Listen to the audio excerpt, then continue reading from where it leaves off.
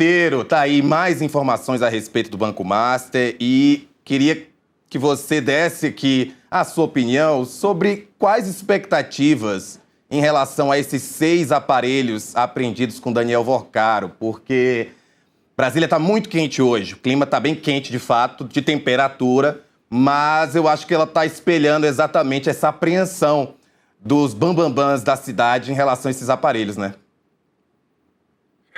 Boa tarde, Rafa. Boa tarde aos telespectadores. Certamente, Rafa. Certamente, Brasília vive dias de apreensão.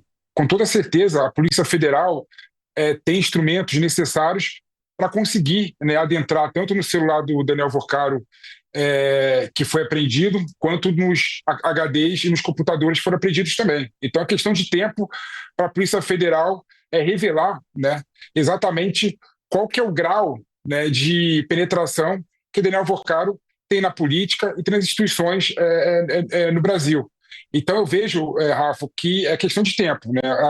A Polícia Federal, bom lembrar, que tem tecnologia, né, tem instrumento, tem convênio com Israel, por exemplo, né, contratou um software de Israel que consegue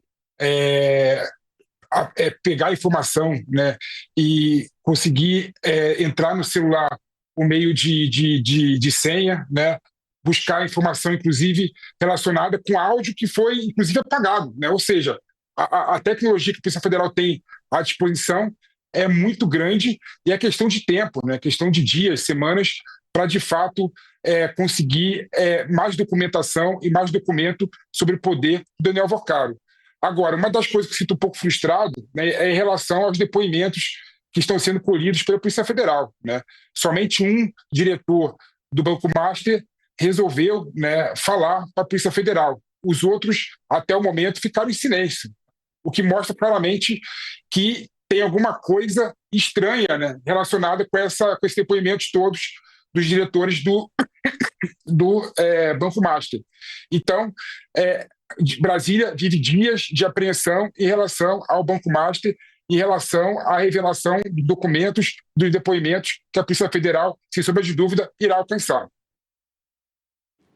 Algumas decisões do ministro Dias Toffoli, que é o relator do caso Master no STF, foram consideradas controversas, principalmente no que toca à atuação da Polícia Federal, né, nessas pistas, nessas provas. Você acredita que isso pode ter atrapalhado, de fato, o trabalho da Polícia Federal? Porque, como você deixou claro, a tecnologia existe. A gente sabe, inclusive, o quão a Polícia Federal brasileira tem uma atuação brilhante quando se trata de investigações, mas você acredita que essas decisões tão controversas de Toffoli podem ter atrapalhado um pouco as investigações?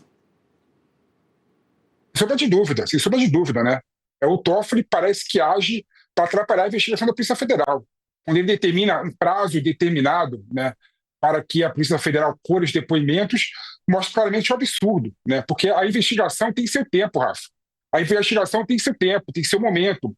Você não pode obrigar a Polícia Federal a finalizar determinado ato, né, com prazo que se tira da tua cabeça, né? Pelo contrário, às vezes a Polícia Federal tem necessidade de colher outros depoimentos em outros momentos, né? Então, só para você ver, então, o fato do Toffoli ter dado um prazo certo para a Polícia Federal terminar as oitivas, né, e os depoimentos dos investigados é um absurdo, né? O que mostra, na minha opinião, que o Toffoli, né, e as instituições, né, infelizmente, estão querendo proteger o Daniel Vorcaro e o Banco Master.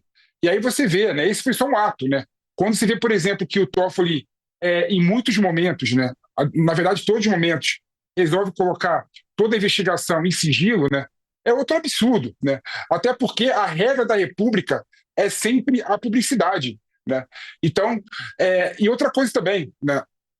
Eu falo aqui agora, colocando em xeque a atuação do Supremo Tribunal Federal em relação ao Banco Master, um dos motivos é que a gente não tem todas as informações possíveis. Então, Rafa, uma das formas das instituições, o STF, se defender em relação à conjecturação, em relação à acusação de que eles teriam agido para proteger o Banco Master, é dar publicidade aos atos, né? A população merece saber o que acontece com o Banco Master, o que está sendo investigado em relação ao Banco Master, quem são os políticos envolvidos em relação ao Banco Master, qual que é a rede de contato do Daniel Vorcaro. quais são os políticos, juízes, promotores, até onde vai o grau de influência do Daniel Vocaro.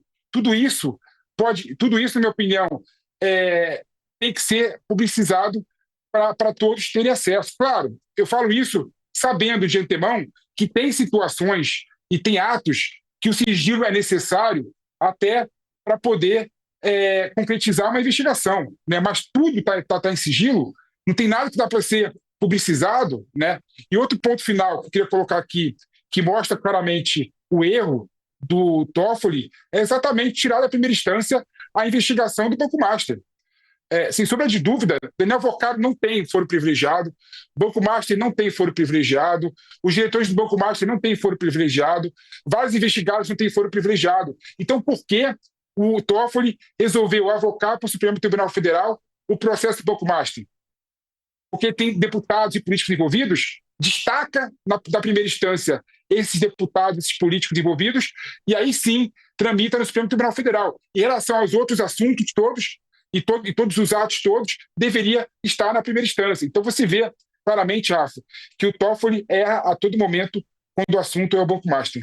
Eu acho que esse ponto que você tocou é importante. Quando falamos de investigação policial, é muito óbvio que estamos falando de questões sigilosas. Afinal, para que a polícia consiga atingir o objetivo, ela precisa investigar de forma sigilosa, até porque, caso os investigados saibam que estão sendo investigados, óbvio que eles vão fazer de tudo para fugir, para tentar esconder. E aí eu queria realmente entender, assim, como você acha que o STF pode publicizar essas informações ao ponto de responder esse clamor popular, porque a gente pode dizer que sim, estamos vivendo atualmente um clamor popular de expectativa por uma resposta do Supremo Tribunal Federal, já que existem 2 ministros que são citados, né? Tem o ministro Dias Toffoli aí com a coluna da Andresa Matais, com toda essa relação envolvendo o Resort Itaiaia. Temos também a esposa do ministro Alexandre de Moraes, que teve um contrato com o Banco Master. De que forma você acredita que o STF pode, então, fazer essa publicidade desses atos sem, claro, atrapalhar as investigações, mas dando essa resposta que a população está esperando?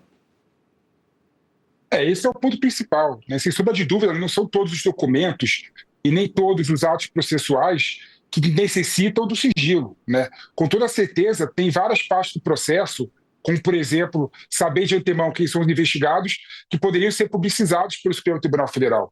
E é bom lembrar, Rafa, que o Supremo Tribunal Federal está no ringue, está nas cordas, né? A população, a sociedade, olha para o Supremo Tribunal Federal com desconfiança. Então, a melhor forma do Supremo Tribunal Federal voltar a ter confiabilidade da sociedade é mostrar que está agindo de forma correta. E para mostrar que está agindo de forma correta, na minha opinião, há necessidade, sim, de liberar algumas informações relacionadas ao processo do Banco Master. Isso em relação ao Supremo Tribunal Federal. Agora, um dos pontos, por exemplo, que eu fico um pouco incomodado, né, e um pouco preocupado quando eu penso nas instituições, você colocou aqui, né, a mulher do Alexandre de Moraes foi contratada pelo Banco Master, né? O Lewandowski também foi contratado pelo Banco Master. Por que essas 2 pessoas não mostram, né, os atos que foram realizados, né, com a contratação do Banco Master, né?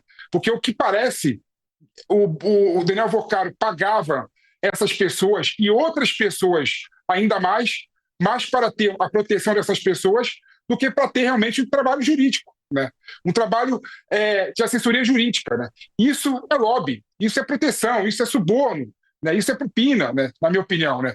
Então, na minha opinião, essas pessoas também poderiam vir a público mostrar e revelar qual foi o efetivo trabalho que foi dado ao Banco Master. E você vê que não, parece que não tem nenhum tipo de rastro, nenhum tipo de trabalho, né? O que levanta a preocupação e levanta a dúvida legítima da população, né? Então, esse é o grande ponto, né? A maior defesa que eu vejo do Lewandowski, da mulher do Alexandre de Moraes, do Supremo Tribunal Federal, na minha opinião, em relação ao Banco Master, é mostrar publicamente o que está sendo feito, né? E para isso tem que publicizar os atos, né? Mas até agora parece que eles não querem fazer isso, Rafa.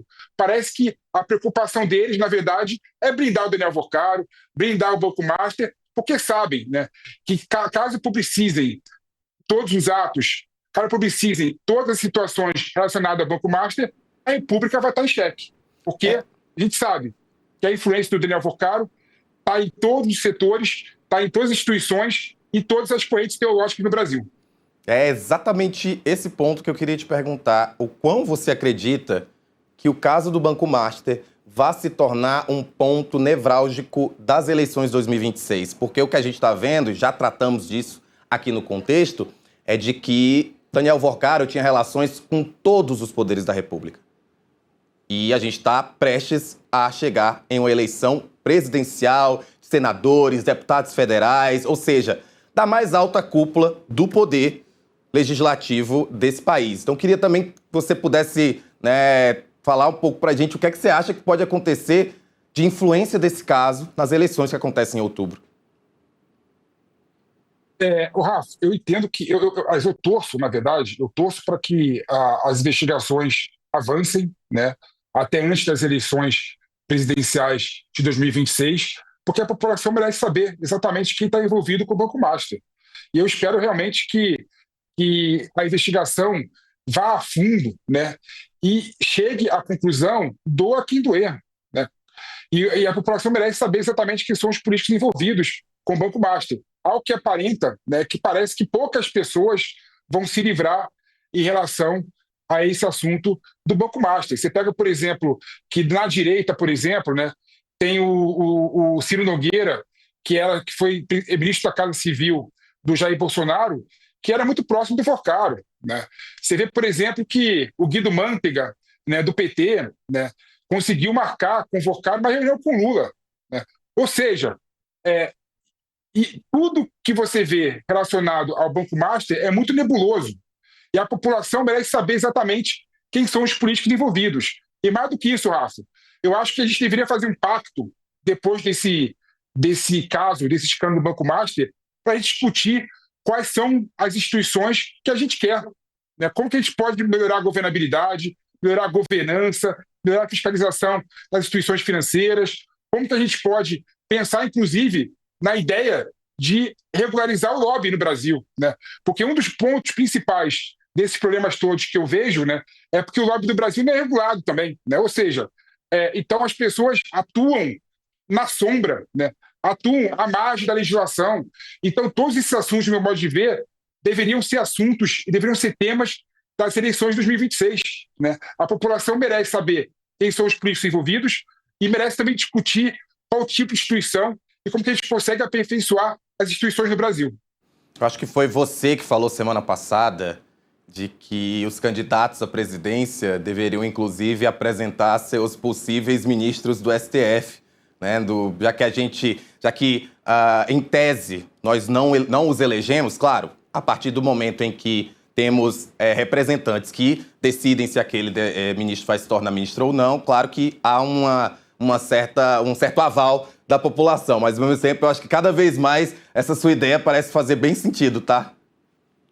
Eu se fosse candidato à presidência da República, né, eu colocaria na minha chapa o presidente, o vice-presidente, as três pessoas que eu nomearia para o Senado, para o Supremo Tribunal Federal, né?